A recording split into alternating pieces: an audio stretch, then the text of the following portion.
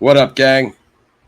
Number one show in the universe, Paradigm Review Show. Yeah, I don't know what's going on, guys. I keep kind of having a sort of issue with my camera. We're going to address it.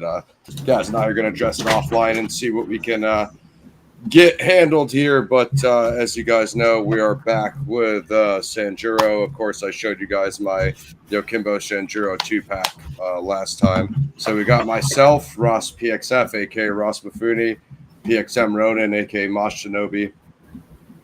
Shout out to everybody in the chat. We got Slip, Hicks. So far, let's see if some of the rest of you guys roll in. It takes a little while to get the signal to go out.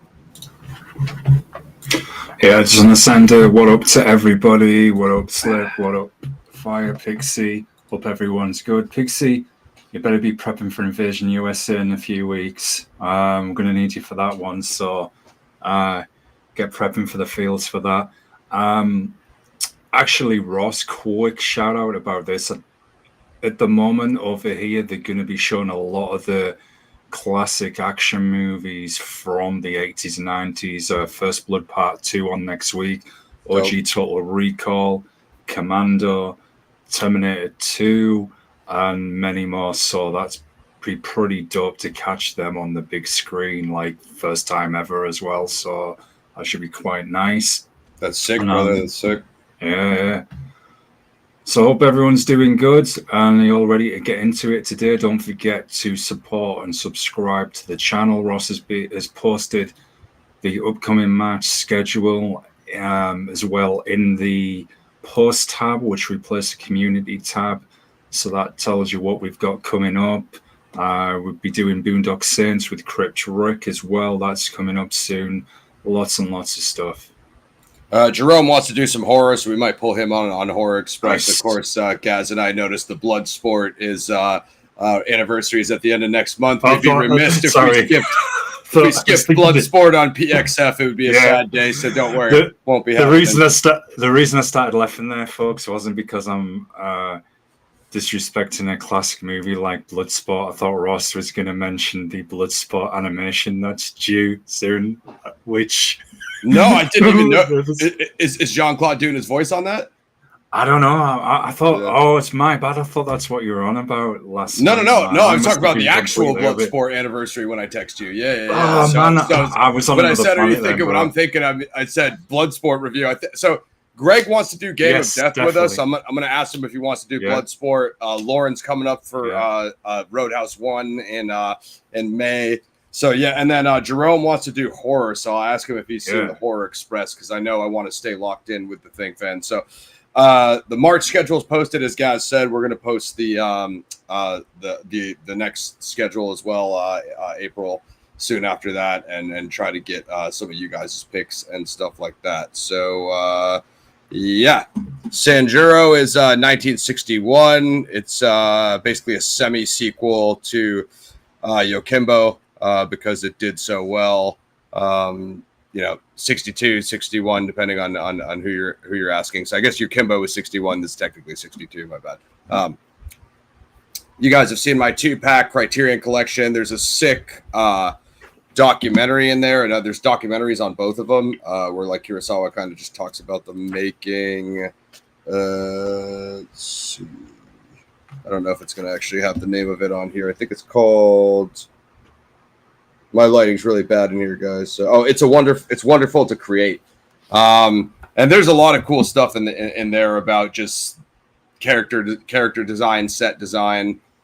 Basically, that last fight, which Gaz and I will be covering, is kind of the highlight of the movie. But there's a couple big brawls in this too, and what's interesting about it is it's adapted from this short story, Gaz. Like, I don't know where you would put this in the timeline. It doesn't really matter. I like to think that this happens before Yojimbo.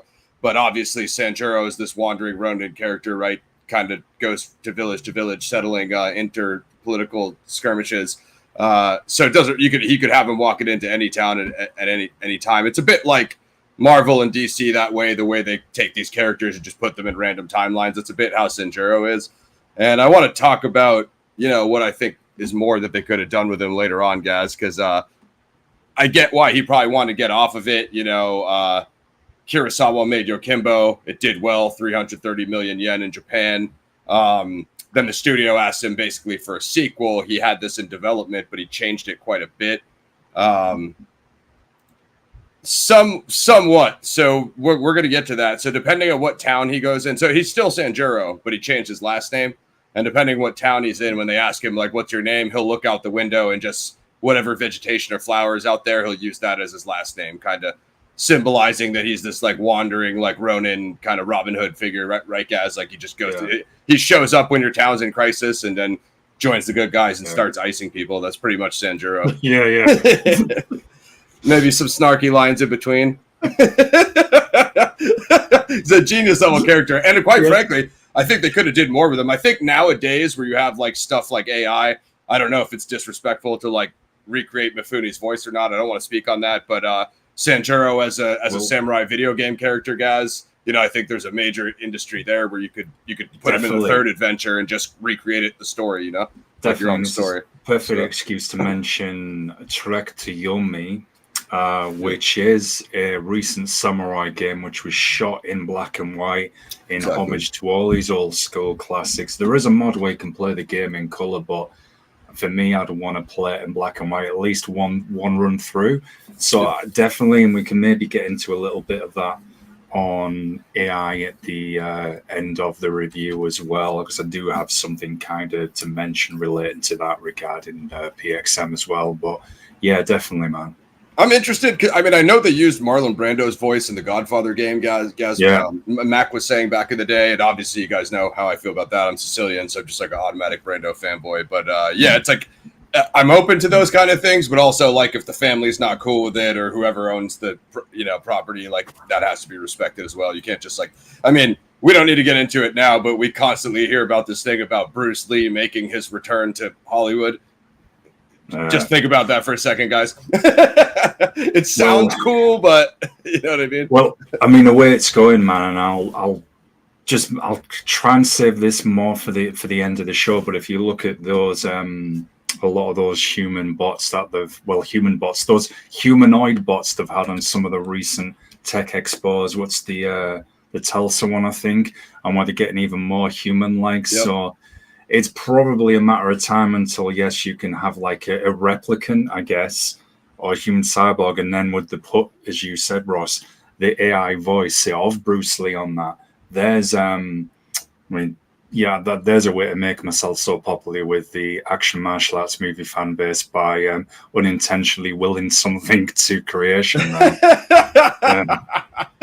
If you speak of like evil, it will come, right? But I mean, I think the examples we have, just real quick before we get back to Sanjuro, is like young Mark Hamill in was that Boba Fett or Mandalorian, whichever one the young Skywalker was in. Yeah. And then when they de-aged Harrison Ford in the Diarrhea of Destiny, that got absolutely obliterated. People absolutely like, I think it was Honest Trailers. They're like, Harrison Ford plays a melting wax statue of himself.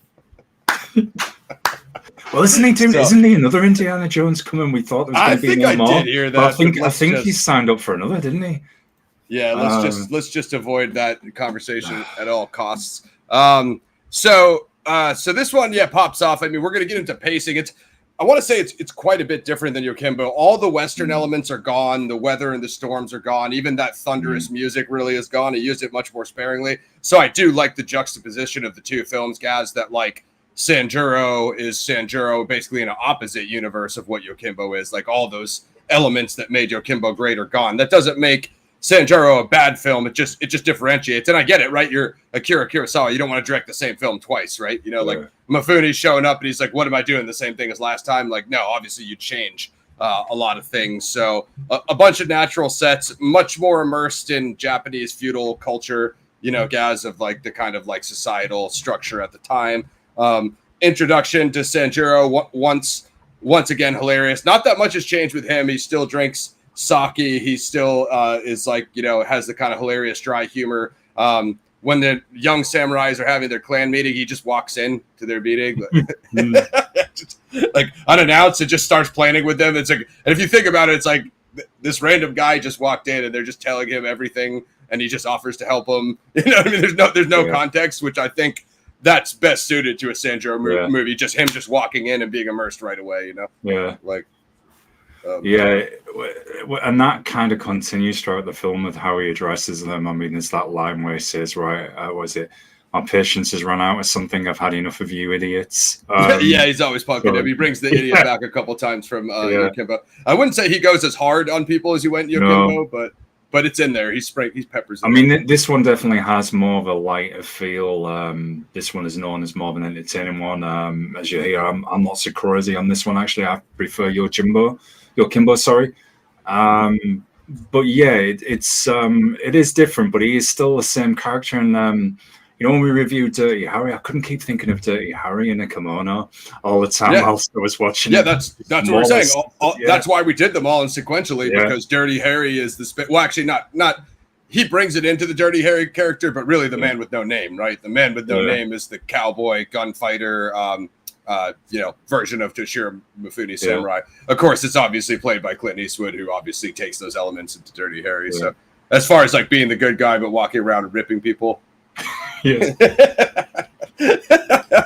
Like you only get that with Sanjuro and the man with no name and hair. I mean, actually, the man with no name is actually pretty hilarious. He just has like zero expression, but the lines he does say sometimes are pretty funny. 9 young samurai, I believe the Lord Chamberlain Musuta is corrupt after he tore up their petition against fraud at court. One of them tells the superintendent Kikui of this, and he agrees to intervene. As the 9 meet, secretly discuss the shrine, and Ronin overhears and cautions them against trusting the superintendent. While at first they do not believe him, he saves them from an ambush, but as their rescuer is about to leave, he realizes that Masuta and his family must now be in danger and decides to stay and help. The other thing I like about Sanjuro is like he's super nonchalant when they're planning out the missions or whatever. And when they ask him like, hey, what do you think? Because he's like the veteran samurai, obviously, like he's usually right in his prediction. He's super nonchalant about like, hey, do this, don't do that. And I just like how it like usually pans out like more often than not that he like his instinct is like the right one. Like he's able to read the enemy parties and how they plan attacks and ambushes and stuff. Not really any context to how he knows that, but you just assume it's like a couple decades of being a samurai.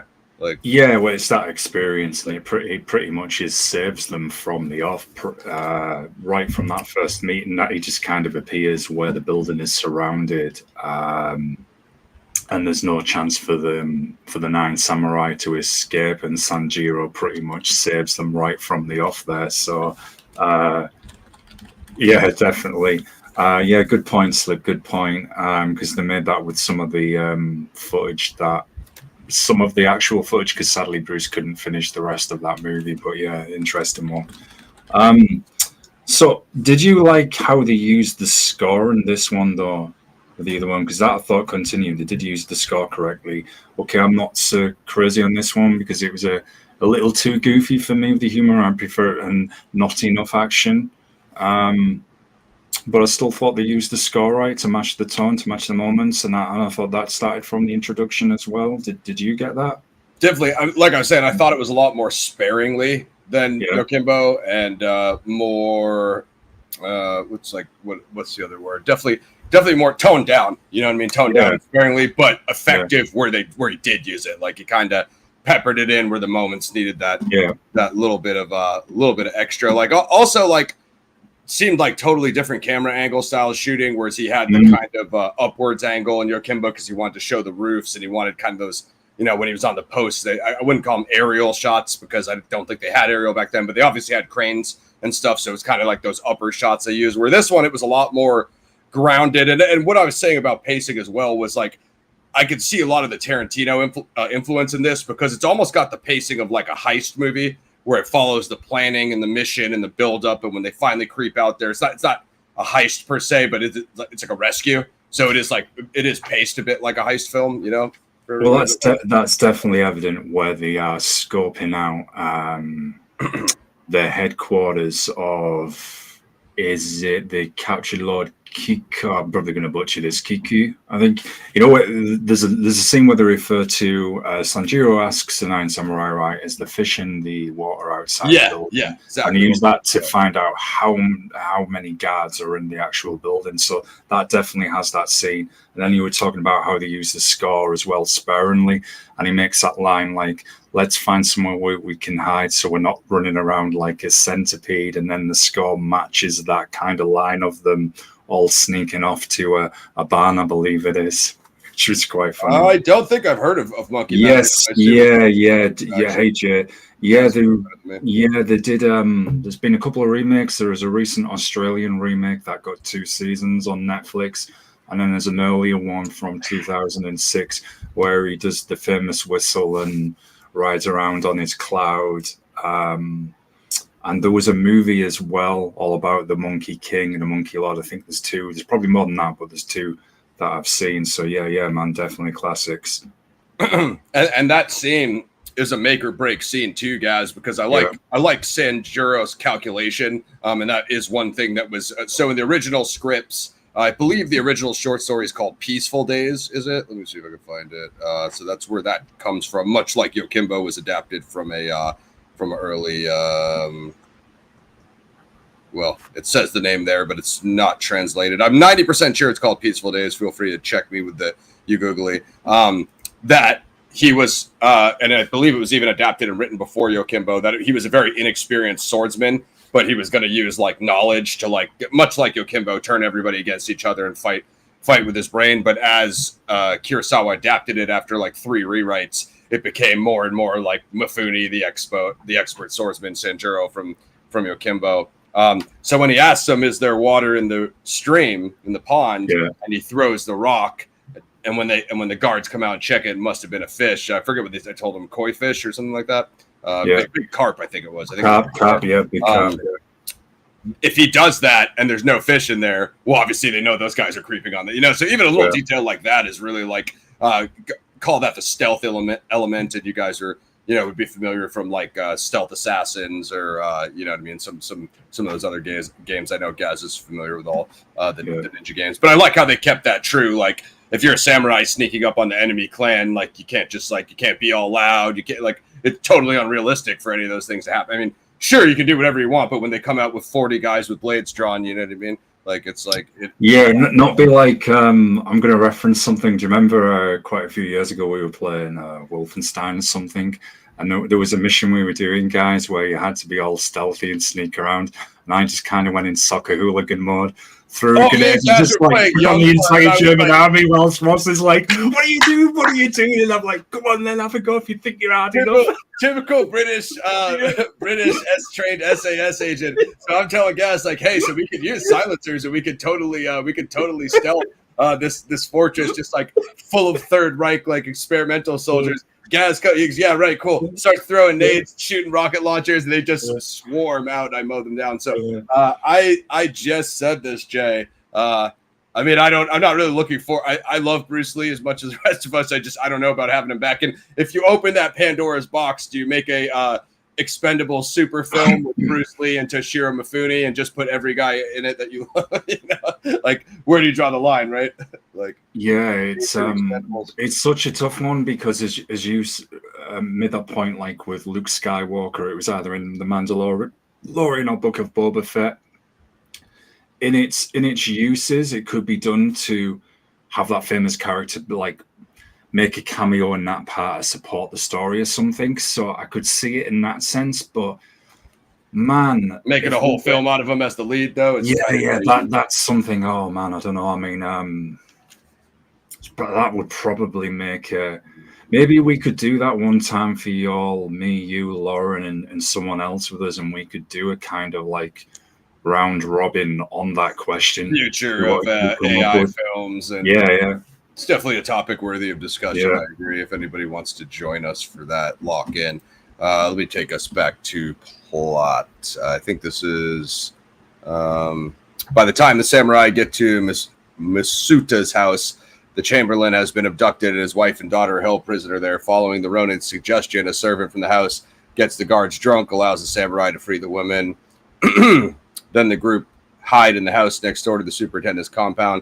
When Masuta's wife asks the Ronin his name, that's what Slip was talking about, looks out at the surrounding camellia trees and says it is Sabuki Sanjuro, 30-year-old camellia.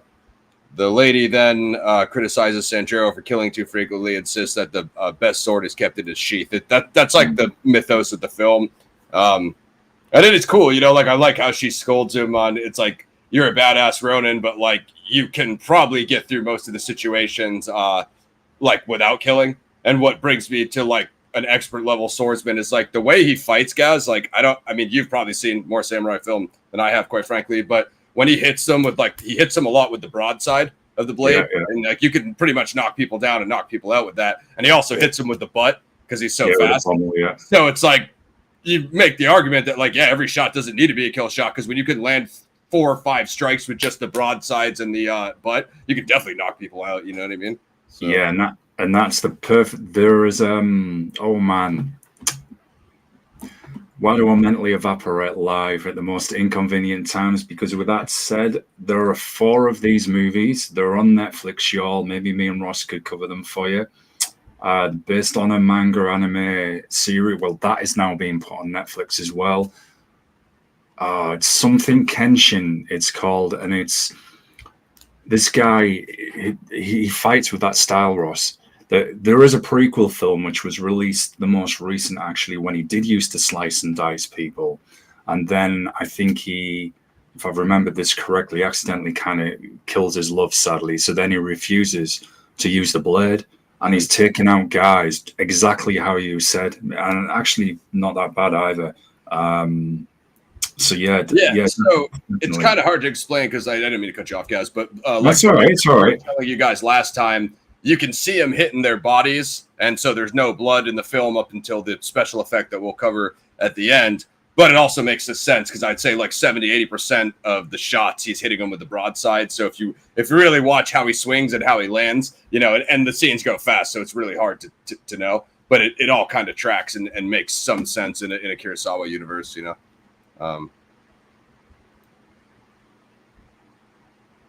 Yeah, definitely. I've actually got the name of that. I know what you're talking about. I've definitely heard of it. Yeah, I know I've mentioned it to you before, so I'm just going to get this for everyone. So I'm going to butcher this. It is Rurouni Kenshin. There are 4 movies of them. The prequel, which was released most recently, that's the one where it's him using his blade, and then the other 3 movies are when he takes a vow not to use his blade, and he's that's it. He's using the blunt side of his katana, and pretty much fighting with the style that Ross was referring to. So I will get this name for you and drop it in the chat for you all. Yeah, I mean, people on Gaz's channel, Mosh Shinobi, we're live over there. Like and sub and share, can weigh in because you tend to get a little bit more views on the Japanese content. Because I really haven't seen it outside of Mifune, but I suppose he took, elements of what he knew before him. And then, of course, they're training with the choreographers and stuff. This is interesting from Slip. Bruce Lee wearing ancient warrior clothing. It was for the unmade Shaw Bros movie called Dragon of Jade. Sounds awesome. And that's the thing, like, with Bruce Lee's life getting cut short like that, wouldn't you like to see him in ancient stuff and then, sci-fi stuff? Yeah.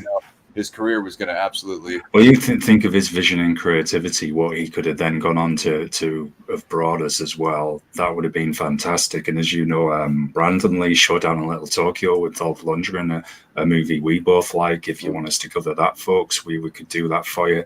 And I loved kind of how it was showing you kind of a little bit of that, I guess, the ancient side of the culture with modern day as well. I mean, I'm always talking about what Terminator could have been with Bruce Lee, just making him like a super speed model where he just goes into a room and dices everybody in like 3 minutes, like Enter the Dragon. It would have been crazy. Sanjuro decides to get closer to the corrupt officials and joins their henchman, Han Bei, who had previously offered him a job after the ambush at the shrine.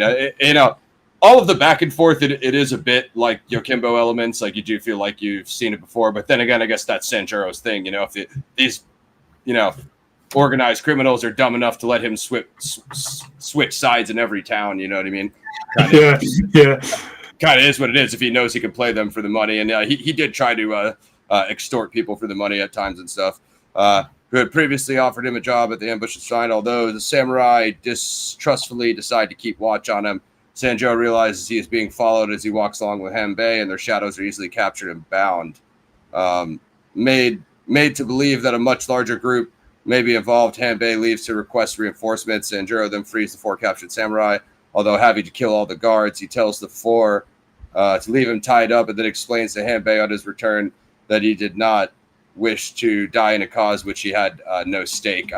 Yeah, I mean, I know when he killed those guards, and that was a sick fight and a crazy scene. Yeah, but, I guess I was looking at my phone because I missed when they told him to tie him up, but I figured out what happened because he was lying there on the ground. And I'm like, I'm like, how did Sanjuro get tied up? He hasn't lost a fight in that movie, you know? Yeah, that I did like the fights, how they were. And it's kind of like the forerunner for the samurai movies that followed, where they were very quick and brutal as well, over in seconds. That whole scene was quite amusing. That was where they're interrogating and trying to find out how he's going to signal the supposed army of 150 men that he'd mentioned were at Kyoko Temple, I think, which wasn't too far away. So, and the way they used the flowers, I do remember what they're called. I'm going to butcher it if I try and pronounce it. I think it's the camellias, and again, I'm exactly, Ross. Englander. Everything that we say sounds, questionable. So yeah. That whole scene was quite amusing, though, and how Harrison is going to use those to signal. Supposedly, as I said, these 150 men. No, that seems so. That's later on when he does get captured, right? The other time. This time was when the dude let him through. But so even the close up, I felt. Tell me what your read is on this, guys. I felt like Kurosawa used more close up shots in this movie because when he followed their foot across the stream on the stepping stone, it was just a sick shot, and I'm like, okay, that's cool. But then it becomes foreshadowing to the scene you mentioned because he zooms up on the rock again when they send the signal. So it's just like I felt it worked really well. I mean, it's a simple shot, but it worked. He does that throughout the movie, definitely much more, because that scene you're on about with the actress who was saying to Sanjuro, "You're like an unsheathed sword." They focused on Sanjuro's expression, like his response to her words, and then the camera went back close on her as well, and that was consistent throughout the movie, even to the point where Sanjuro goes to I'm going to butcher this again. Is it Cookie's Fortress? And he knocks on the gate outside. The guy opens his, "What the hell do you want?" And then after that, they zoom straight in on him for his expression. They do when the local lord comes out, I guess, who he's gone to say, "Look, yeah, I'm here for work." And so he is constantly showing you the expressions, particularly in responses to the dialogue as well, which was quite interesting from a character standpoint. And I think that really does give the audience that insight into what each person is thinking, how they responded before they even speak. Sure. What words are going to come out. You can see the expression. So that was very well done. I think that's very Kurosawa universe, the way he writes it, because he shows you that everything, even when things do escalate to a physical level, it's already after characters have thought about what they're going to do and then expressed it verbally. And then, so like, I think his masterfulness of like escalation, it shows you that it all comes from a thought to something that you vocalize to, later on, like physical action. If it comes to that, in most of these situations, it does. And exactly what you said was exactly what I was going to say. Everybody that he talks to, you can usually see his facial expression afterwards, like Gaz was saying, so you can see how he reacts to it. There's some hilarious moments, like Gaz said, with the comedy elements when he's always waking up tired. And in that first fight, he hides them under the floorboards when Gaz said he takes on that whole army, and he takes his sword and he pushes the guys down the stairs like just like a battering ram. And he's like, "You woke me up," and I'm like grumpy. I'm angry. He just comes, and then the officer is like, "Yeah, we're not even going to fight this guy because it's going to take too long." Yeah, too much.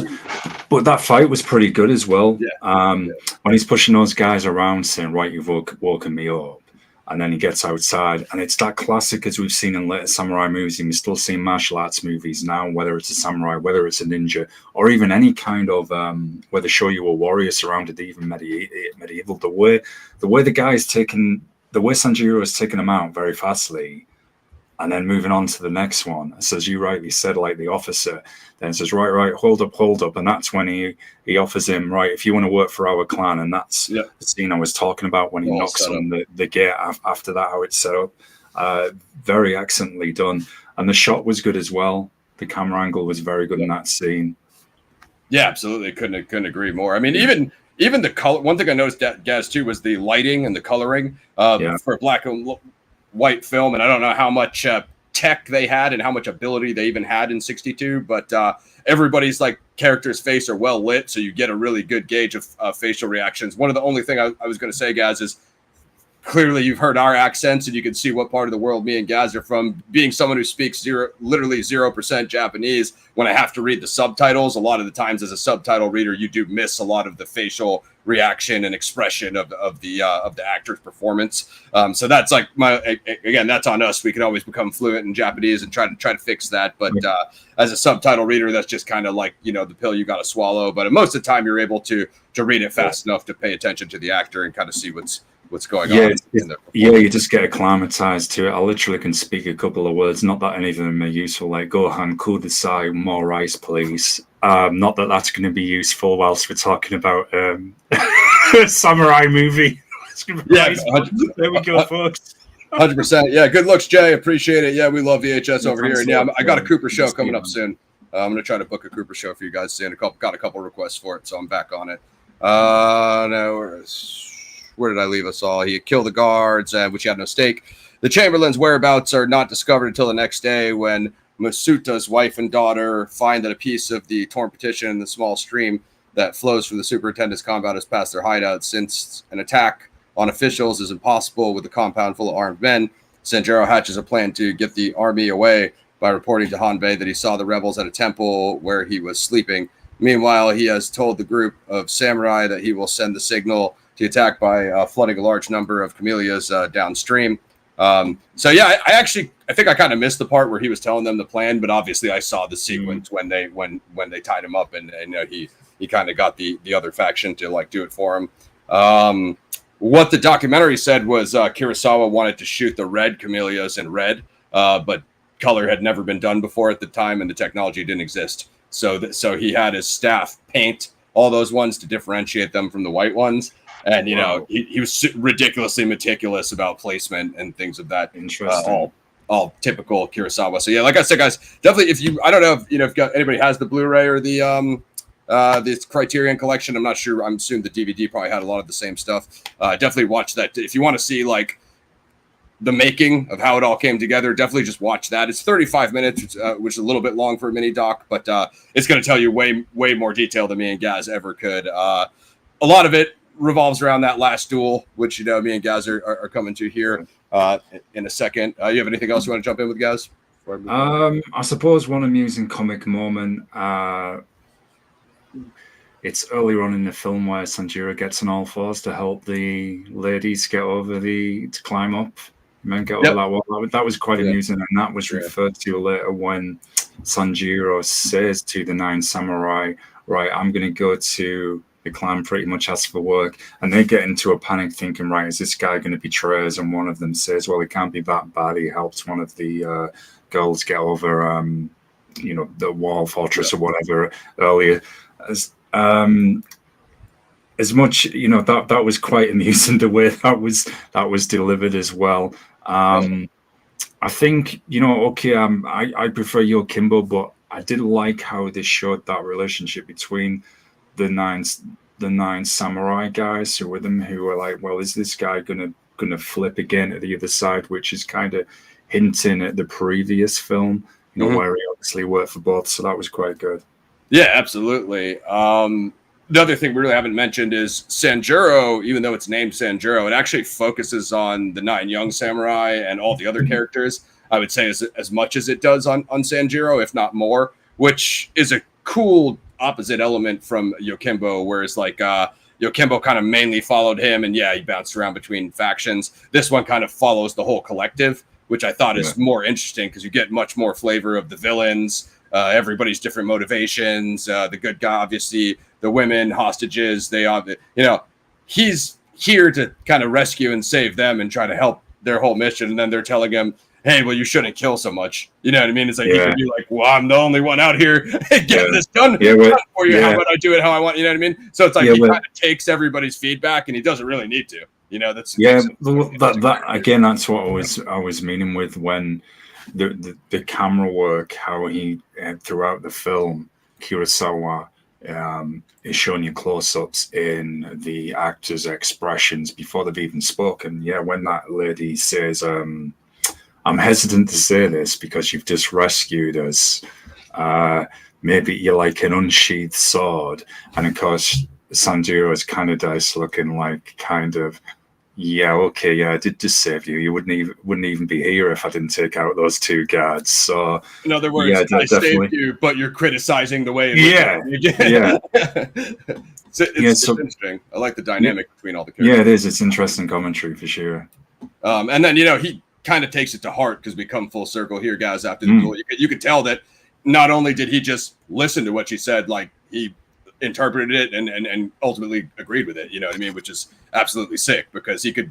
Yojimbo was a little bit more unhinged. He was like, he said he did his drinking when he was thinking. He was like drunk on sake every fight. Of course, he's still dominated, but I feel like this was like a little bit more, maybe like a matured, like pulled back Sanjuro, where he was like a little more calculated in this one, maybe. Yeah, there's still that journey of the samurai, I guess, because there is that line where he says, right, I need to drink some sake, I'm smarter when I'm drunk. And he does say that line in this film, but you're right, he definitely goes on a journey where it's quite introspective, where there's that turnaround. So that's interesting to see from a character development standpoint. Even as we said, in terms of alignment, when the young nine clansmen were like, all 9 of us are like embroiled in this. We gotta go like handle business. And he's like, all 10 of us. And he just like includes himself basically for no reason and walks off. Sanjuro taking that unnecessary risk continually. He doesn't mind putting himself in the conflict that he's just walking up on as a stranger. I'll move on unless you got anything to add, guys. You're okay to move on, man. I'm just going to choke to death in the background. The first part of the plan works with the superintendent's forces rushing off to the temple. However, Hanbei becomes suspicious after catching Sanjuro trying to drop the camellias into the stream and ties him up. This is what Gaz was referring to. Just as Hanbei is preparing to kill him, the remaining corrupt officials realize that Sanjuro has tricked them. His description of the temple was incorrect. They convince Hanbei not to waste any further time and instead catch up with the superintendent's forces and have them return as soon as possible. However, Sanjuro tricks the officials into giving the signal for the samurai to come to the rescue. Hanbei turns to find he has been made a fool of once again. And I mean, it is honestly, I'm not going to lie, like as Gaz was saying, Gaz is more like traditional combat action, but some of the comedic elements are absolutely hilarious. And this is one of them when they're chopping the whites. And he's like chiding them along, like, hurry up. They're gonna, I told him this, many, that. And he's kind of like taunting them and goading them while they're like struggling to dump them into the river. Then, of course, when they said in the signal, the full circle shot that I was talking about, another zoom up on the stepping stone with the flowers pouring by, as guys just said. I mean, I thought that was super clever. I mean, in terms of like, samurais could use natural, signals like that to one another, taking the flowers, putting them in the river, sending them downstream. It's easy, it's fast, and it makes sense for their environment. So I just thought that was super clever of a signal, that was a very well executed scene, and amazing now hearing that Kurosawa had actually got people to paint the flowers as well to differentiate them. That's super interesting. Yeah, definitely go in on that on the dock. And those guys, it's all Kurosawa's cast and crew, mostly his crew, but they do some cast interviews there. And it's a lot of like, you realize, like I was saying before, a Kurosawa film comes together because everybody he has on set is as good as him. I quite literally mean everybody. Of course, the choreography, the swordplay is what shows, but there's a lot more detail in his cinematographer, the people that help him with set. It's easy to say it's a black and white film and it's 62, like me and Gaz were saying. And so it's not as detailed or as good as nowadays with HD and 4K and 8K and full color and all this crap. But I'd argue for like what they had at the time, they were state of the art and they were all at the peak of their game. And I would go further that he definitely was ahead of his time. If you think of what we have now, if he had access to that, what he could do, lights out. Yeah, we'd be foaming at the mouth, man, for sure. And the movies, I feel, were kind of the forerunner for the samurai movies and all those action movies that follow, especially with the last scene, which we're coming to. That then becomes one of the hallmarks of samurai movies. 100%. Yeah, you know what's funny? Me and Gaz were both saying last time, dude, I can't remember if I saw Yojimbo before. It's been 15, 20 years for some of these films. So remember I was talking to you about that final scene where the dude got ripped apart, and that was Sanjuro. I was literally describing this to Gaz like a while back, and I totally forgot about Sanjuro. So I definitely watched Sanjuro. I probably definitely watched them both, but I only mostly remembered Sanjuro for whatever reason. So, and I got to say, like, his rival, like, I don't know if that was Masuta, really good performance as well. Like very Sanjuro is only as interesting as his opponent, so it needs to be somebody that's going to press him, Well, even their first meeting when the second meeting, because he first meets him obviously at the beginning of the film where the officer, and the brawl officer, right, come and work for our clan. When he does go there to meet him, and they're inside, I guess, sharing, whatever, conversing, blah blah blah. That exchange and the back and forth is really good, particularly when the officer is referring to his lord and he's saying like he's rotten and I'm as rotten as him, like attracts like. And Sanjuro then plays along with him. He's already working him. That was really, really good. Masterful. I mean, it's almost like if you like Godfather and the Mafia films, Gamora, there's always like an element of manipulation in those. And like Sanjuro, he could work right into a crime family system like that as far as playing easy. The characters. And oh man, there's something that reminded me. You know what? The way they're back and forth like that, like Gaz was saying. I don't know if other people would agree with this, but it gave me vibes of Heat when De Niro and Pacino have that meeting at the coffee shop, and they kind of have that back and forth for the first time. That's kind of it's kind of similar, you know what I mean? It's like even though Sanjuro was just agreeing with them, like Gaz said, and playing him, it set them up. Like it pitted them against each other to some degree, Well, as I was saying, how this became a forerunner for those later samurai movies. But obviously, there was the influence on westerns and then like the Dirty Harry movies. But if you think some of those Yakuza crime movies as well, when they have those meetings, that's definitely influenced by that, as you said. Rival clan. All those. There was one we both watched. You recommended it to me, and because it's been a while, I forget the name, but I know it was an Italian crime action movie, actually very, very good. And there was a scene like that in that movie, and I remember us commenting on it. And again, with the fight that we're going to talk about in the final scene, that even went into fantasy action movies. If you look at OG Conan the Barbarian, some of the scenes in there, and I'm kind of giving the whole thing away here by mentioning it. So there's some really cool stuff about this final fight in the behind the scenes. So I don't know. I think we left off here. Masuta is restored to his position as the superintendent commits harakiri, much to the Chamberlain's regret, as he wishes to avoid a public scandal. As his family and the loyal samurai are celebrating, they discover that Sanjuro has slipped away. The samurai race off to find Sanjuro and Hanbei about to duel.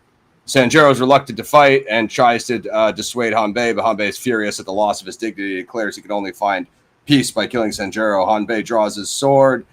Before I get to that, I don't know what fight. I know that's a major cliffhanger, guys. Sorry. I know that earlier fight when he's in the fortress and he fights all those guys and he uses the door, like the way he uses like the environment.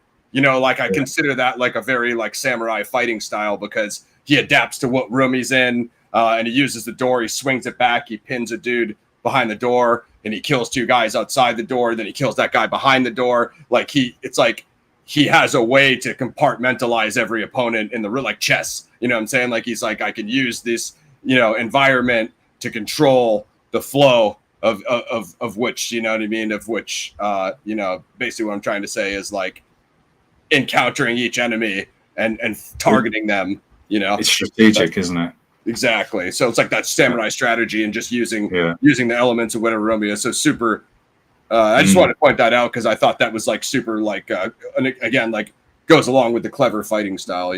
Well, that's a good thing about these movies is they show you all aspects of the culture from terms of philosophy, fighting style, to how the mind works as well. So, and then there's even a bit of that in some of them as well. I guess, well, definitely with one of the first ones we did, there obviously was the crime crossover, but it's showing you the workings of how the mind works from a detective standpoint as well. That's prevalent in these movies. So yeah, it might have been, because you said that, it might have been on Wikipedia where they said, where was I reading that now? I can't find it, but exactly what Gaz just said. It almost said that Sanjuro is a bit of like a Sherlockian Holmes, because the way he breaks down the issues is he's able to like predict people's moves and do the investigation, try to essentially solve the crime, which in this one it's basically a kidnapping, the dude's uncle and the kind of the family members. So it's like as guys said, almost like a pre-detective noir element genre, even though it's like obviously a feudal Japan backdrop. But, so final fight, we've breadcrumbed you guys along enough. Get back to here. So Hanbei draws his sword, but the faster Sanjuro kills him when let's just break the fight down first, and we'll get to their reaction, because I think this is kind of the pinnacle of the film. So he declares the fight. I think like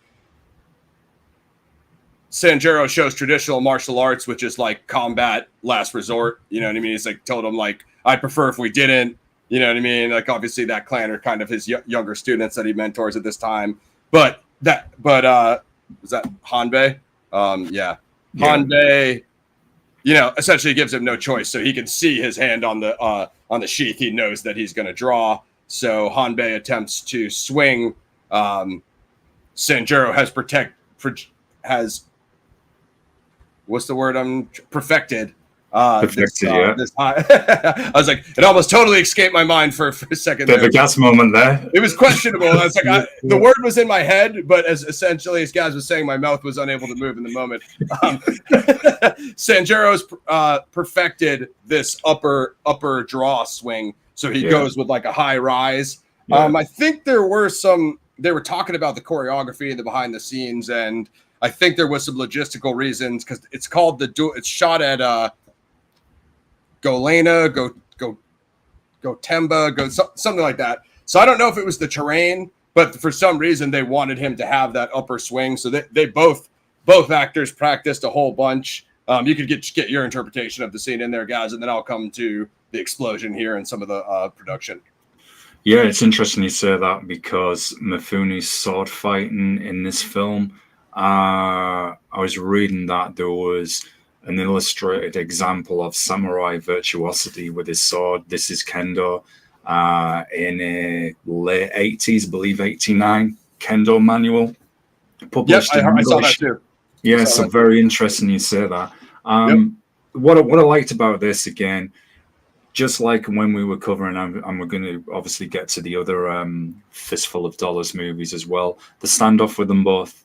They have their opening dialogue, facial expressions, camera, the 9 samurai in the background stood there. They know, right, this is going to be deadly. Hopefully Sanjuro wins for us, because that's obviously the best outcome for us. And real quick, he told them that depending on the outcome, you could only kill me and leave my students alone. So I'm piggybacking. Oh, yes. Sorry. Yeah. No, that's exactly what you were saying. It's just I just related it to the dialogue. Yeah. But I love this scene, and it literally is, folks, blink and you miss it. And what I like about this is the way it was shot and captured. You think this was like in 1962, the way they captured the blood splatter. So, mention samurai movies to most people, they always talk about the blood splatter effects, and it's kind of a hallmark of them. And this was also awesomely done, and you can see how this, like I've been mentioning throughout the film, how this sets up for future movies, future genres, even Yakuza crime films, and just that upward strike, man. And then you see the blood splatter, the blood, in the air, and Hanbei fall on the ground, and then the blood flowing out in like a river, and the shot of him, the camera capturing him laid there, and it's literally seconds. What a good piece of filmmaking, from the way it was shot, the way it was delivered, the way it was presented, showing you the blood, showing you Hanbei on the ground as well, so you can see the deadly consequence of it. Fantastic end to the film, which whets the appetite. This one, not one of my favorite ones, as I've said, but it does enough to think, oh man, I want to see more of this. Yeah, great. My favorite part of the film, which is probably disturbing. I was going to say the most iconic shot in the film. It's just what it became. Whether you like violence, you don't like violence, it just became this iconic, kind of almost, as Gaz said, archetype thing that just became synonymous with the samurai film genre. I'll just go plot, and then I'll go into production. So one of the students runs forward and says, "That was brilliant." And this is where like Sanjuro checks him, and this kind of the iconic moment, like, like you're an idiot. Like, basically don't say that, like basically says like, that was my brother. Like, even though we, like there's still a spiritual connection there between all samurai, even he basically says like, don't ever let it come to that, essentially. I'm paraphrasing my own kind of interpretation of it, but he kind of scolds them, and they kind of follow him. When he turns around, they bow down to him, for what he did. But he basically goes back to old Yojimbo Sanjuro, and he's like, "Yeah, don't follow me or I'll kill you." Basically, like he doesn't want the moment celebrated. And then also the iconic line Gad said, "The best sword is a sword in its sheath." You know what I mean? So he brings that whole line back, and the whole concept. It's such a contrast to one of the earlier lines when he takes out. I think it's when he first saves the 9 samurai from the officer and his clan, and then there's loads of them surrounding that building. And I think the line was pretty much the 9 young samurai say to Sanjuro, "We don't know how to thank you." And this is hilariously delivered, and Sanjuro responds with, I think it's something like, "Some money would be nice." It was like, "I don't have any money," but it was like some food and some sake would be nice. And then because they said that later, like, "Oh, but he asked us for money." Like, what kind of, like, a pure samurai wouldn't be out for profit, or wouldn't ask for money. What up, Red Cloud? So I'll talk about the moment. So the actor who played Hanbei is Tatsuya Nakadai, and what caused the violent explosion of the liquid, they kind of had what was like an early design of I guess a squib prototype, for lack of a better term. It had the coil with a compressor, and when they did the strike, the coil snapped and the compressor exploded, and that's what made it shoot out so far and so high. So the guy who was like, special effects, for lack of a better term, Gads, I don't know if that existed in 62, but you get my grasp. He like basically ran to Kurosawa like, "I'm sorry," he thought it was a mess up, and like Kurosawa just ignored him and like locked in on the scene, and he was like, no, it's okay, the principal camera caught everything. Like Kurosawa got what he wanted, and he was pleased, and everybody else thought it was like a mess up, so they didn't know if Kurosawa was going to cut, and he just let the camera roll, got his footage, and he's like, "I caught everything." He was like, "No, thank you, we got it," whereas everybody was like running to him to apologize in the moment, and he was just like focused. Kind of an interesting moment, and then the blood fake blood sprayed so far and so wide. Another lady that was helping them on set doing the countdown, she's in the dock, I don't know exactly what her role was, but she was like helping them with pacing and helping them get the scene right. She had on like an off-white jacket, so when that stuff started spraying, she turned and ran, and it like splattered on the back of her jacket. So she was right off set. So if you can imagine the shot, there's a bunch of other crew obviously right on set, right outside the shot, and they all kind of went running because it wasn't supposed to spray that far and wide. You see what I'm saying? That's sick. Dude, there's like some hilarious moments when you just see everybody's reaction. Okay, and then talk about Tetsuya Nakadai, who played Hanbei, he said that the force was so strong it almost knocked him down. So when it blasted off, he had to lock in and focus. And then the final thing was there was no more extra wardrobe for Mifune's character Sanjuro. So if that blood would have splashed on Mifune and ruined the shot, it probably would have like at least ruined the film because they had no more extra gear for him. So there's just like so many little things that could have gone wrong in that scene that could have either ruined the scene or ruined the film. And just like everything happened perfectly from, the thing disconnecting to the Hanbei's reaction to keeping it together. And, all of them, obviously Sanjuro, Mifune making the strike to make it perfect. So it's just like all these crazy little like chain reaction of moments that like, you know what I mean? That just kind of, brought the final, climax scene together. Oh, so that's so interesting. Wow. Yeah, definitely take a look at the doc, guys, and then of course these Criterion collections, they always come with these little booklets too. I read kind of goes over some of the same stuff. Could we get a close up on the picture of Sanjuro there for people, just on the booklet, just so they can see it, please?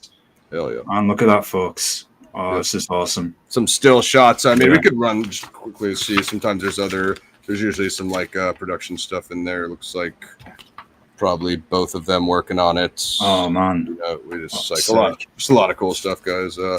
Obviously our boy. So, nice. You know what I mean? But like what I like about it is kind of a much different element with Sanjuro kind of taking that younger clan under his wing and kind of mentoring those guys, which is kind of cool. They're kind of learning how to navigate, crime as a samurai clan, and then he kind of is like their mentor, but he's also like a philosopher. Like the way he teaches them solutions, he teaches them to like predict what your enemy is going to do, think of all outcomes, just kind of like I guess that's the Sherlockian detective elements, as Gaz was saying, kind of like anticipating the enemy's move and the chess moves and stuff. Very, very cool. Which is, I know I've mentioned this probably about 3 times already, so hey, we'll go for a 4th. But that's what I think is awesome about this Kurosawa's filmmaking, how not only influences future samurai action movies, but then we've got the crime element, the detective element. Sure, I think everything's in there. Yeah, everything is in there, which noir, I feel like it's in there, like in its own way. Obviously it's Kurosawa-esque, it's feudal Japan. So where I was saying, like, obviously I made the video game comment earlier, Gads, of maybe if we could see some more Sanjuro adventures. Maybe if it's that difficult, maybe some animation, because I know animation is hot now. Maybe you just have a voice actor, maybe do Sanjuro. Maybe that's not as bad as like using his real face with AI. My question to Gaz is, so I know you prefer Yojimbo to Sanjuro. I know you like Kurosawa and Mifune. Whereas they have this 2-pack, you guys saw my 2-pack last time with both the films, and I guess maybe Kurosawa already felt like this was a forced sequel because that's what the studio told him to do.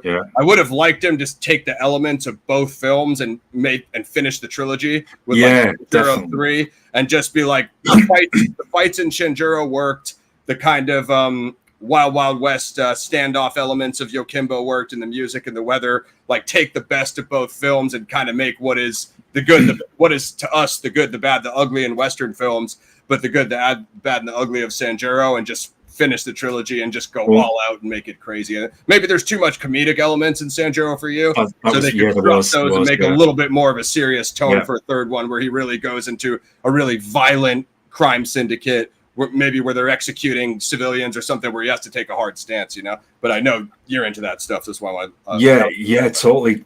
Two quick thoughts on that already, because you stimulated me there, man. You could have had, on the detective side, you could have put like the Moriarty equivalent for Sherlock Holmes, someone who thinks like Sanjuro, but he obviously follows a very different code, i.e. doesn't care who he hurts, he'll step on anyone to get what he needs. Sword for hire type of. Yeah, strategic. So how am I going to get how am I going to get past this guy?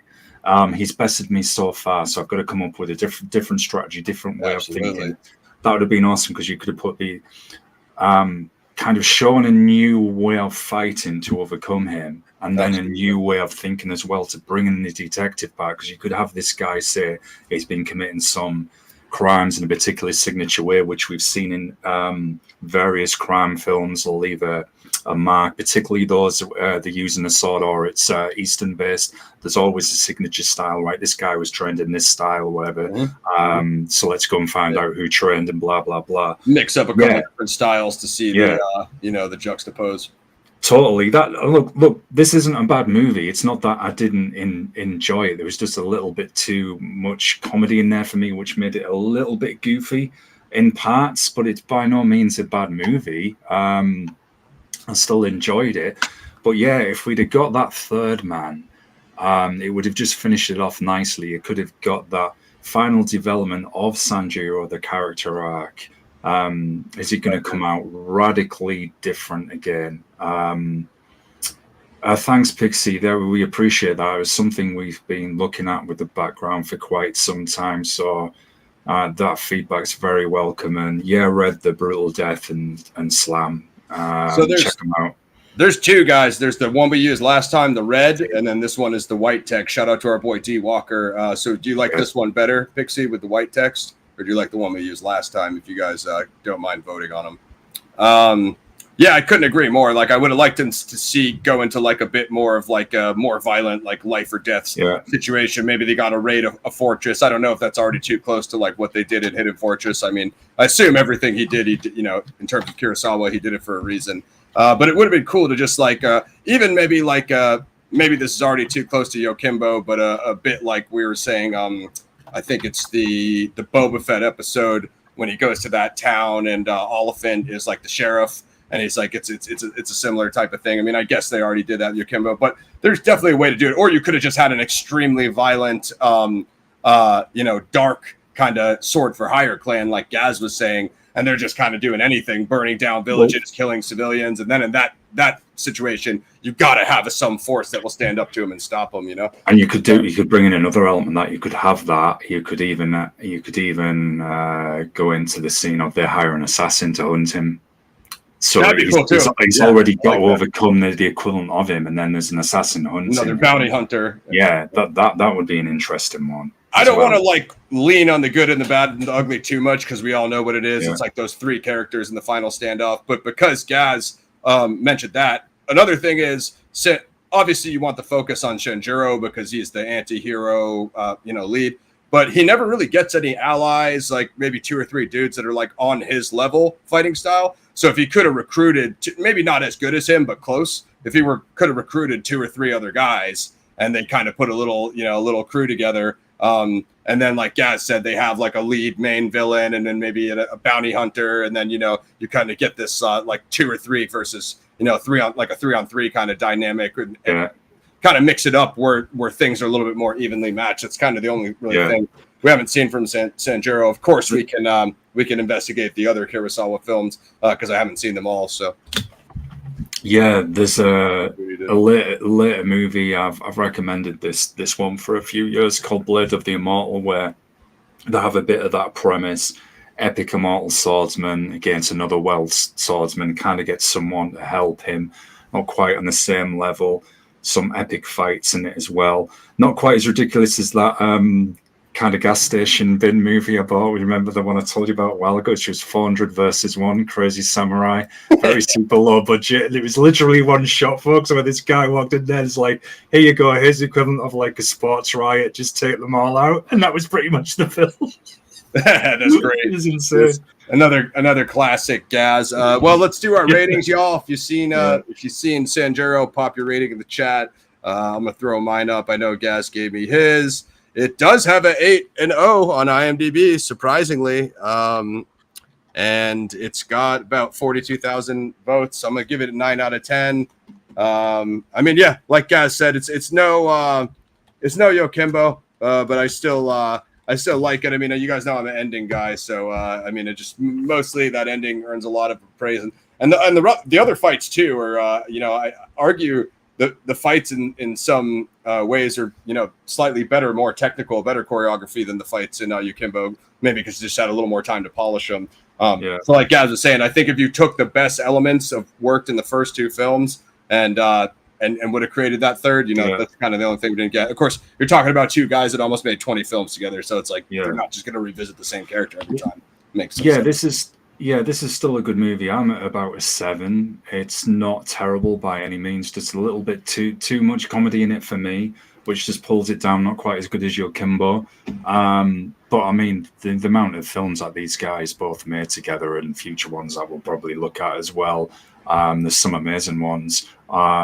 Still a classic worth watching for all the elements that we've discussed, particularly how it pioneers many genres that follow, from Yakuza crime movies, future samurai movies, detective noir, everything.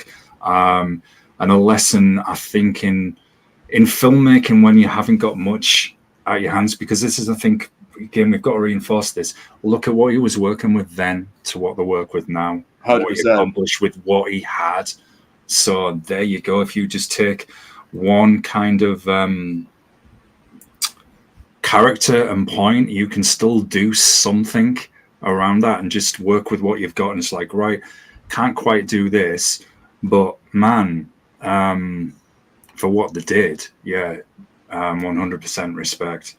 100%. And like I said, you'll have a much better appreciation of that if you watch the mini documentary, because definitely the details are just, I mean, imagine this lady trying to help them fill the scene in a white jacket. Then this dude's chest explodes and it goes so high that she needs to turn her back and run to the set while the blood splatters against the back of her white jacket. I mean, it's just, you're not going to hear that stuff with anything but action films. You know, it's just super cool. A bunch of you guys just tuned in right at the end here. We're just about to dip, but if you have any final questions about the schedule or any upcoming shows, we'll take them real quick before we bounce. I don't know what's going on with Teespring. You guys can try to order some merch if you want. My hoodie is about 2 months late, so it's pretty crazy. The Revenant next week. Gaz and I have talked. Okay, I'll pull the schedule real quick. The Revenant next week, a PXF classic. Love it.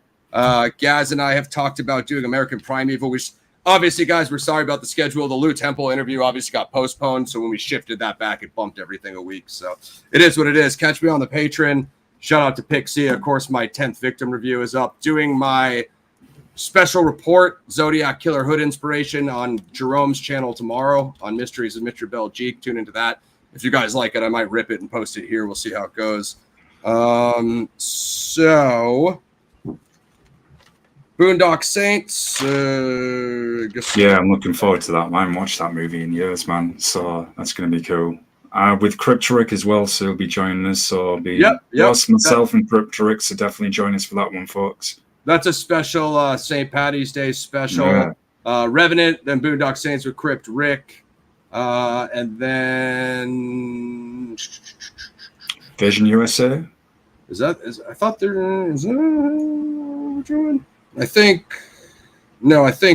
Horror Express. Yeah, with Jerome. Is that the whole Horror Express. Yeah, if Jerome's down, I'll ask him if he's seen it.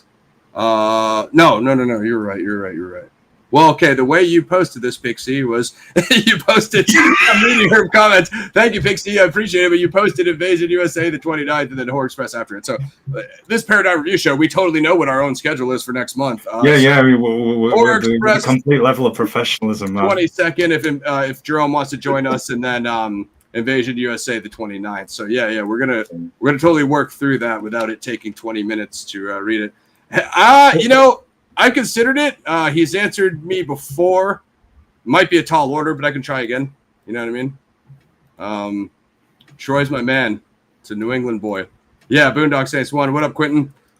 So this is what we're looking at for April. So we had, I feel like there was something we were, let me check. I feel like there was something we were talking about for beginning of April.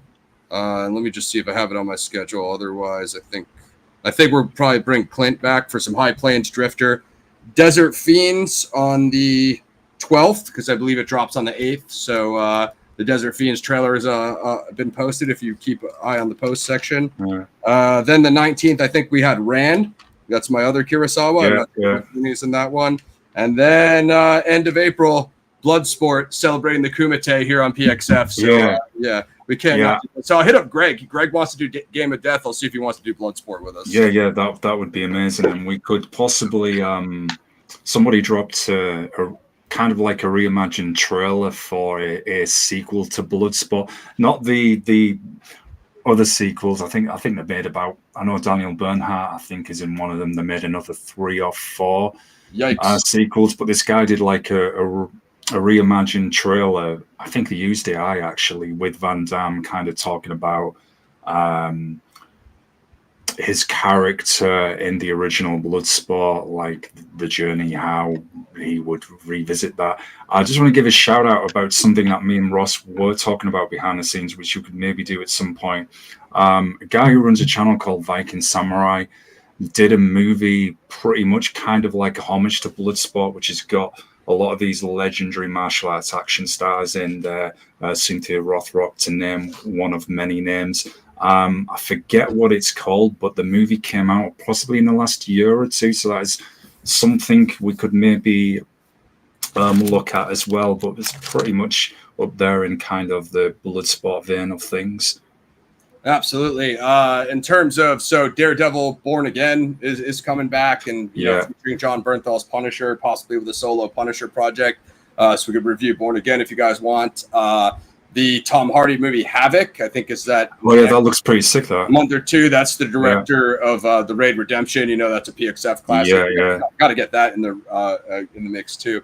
So we'll definitely review those. There's a couple new Scott Adkins out, and then we're still trying to find that Tony Jaa movie, but I don't think there's any mainstream of it out that's like an actual pro copy. So still working on that. But yeah, there'll be other stuff, and then plus the regular schedule of PXF Classics. So not too much new stuff coming out, unfortunately, guys. I'm probably going to check out that Statham movie, A Working Man, in April, because the theater next to me is closing, and I've never seen a movie there, so I'm probably just going to go see that just to see a movie there before they close it. But that's that. Patreon, the 10th Victim review is out. Like, sub, share. You can click join to get a membership. The Zodiac interviews are coming back. We're going to have a new Cooper interview soon.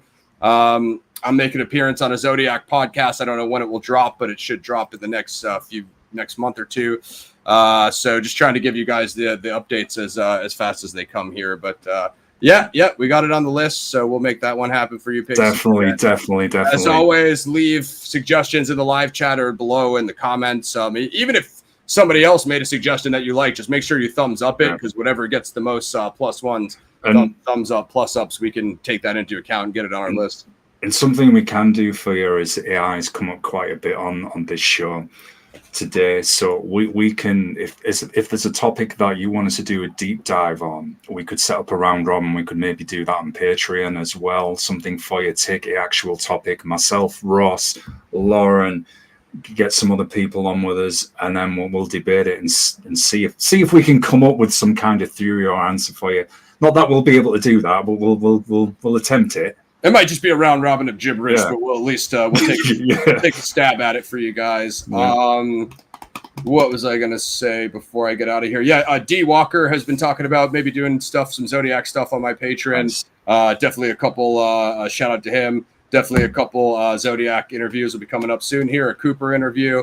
You never know. Gaz and I want to book some Paranormal Cryptid stuff. Obviously, we have the new channel trailer, so go share that. Trying to bring in some new heads at that. Obviously, my Yuba County 5 anniversary show with author Drew Beeson just dropped. So go give that show a spin. What did we do last time? Falling Down with Wall Street. So yeah, guys, we're dropping as much as we can here. I'll get the true crime shows going again and stuff. You know, I'm generally more active in the summer, but I'll try to get some more stuff going leading up to the meantime. Like Gaz and I have already booked out March. We basically have most of the stuff we want to do for April and May, so we'll lock in those and keep bringing you guys exclusive PXF content. As usual, like, sub, and share, and you can either join a membership here or join Patreon free with your Gmail, but you won't see everything that I post. Subscribe to Mosh Shinobi over there. Guys is getting close to 500. So yeah, myself and Ross, I mean, I say this every show, but the amount of stuff that we talk about behind the scenes that we are working on, it's insane, and we don't always drop it on the show until we've got something solid. I mean, we even have a third channel, folks, outside of the ones you know about as a backup, and we've even talked about, right, we could maybe do that on stuff on there at some point. So believe me, we're constantly conversating on things that we can do on the channels relating to you know, the true crime, paranormal, cryptids, action movies, martial arts, and numerous other things that probably would take another 60 minutes just to tell you. So don't want to bore people with that. And that being said, there's going to be some more.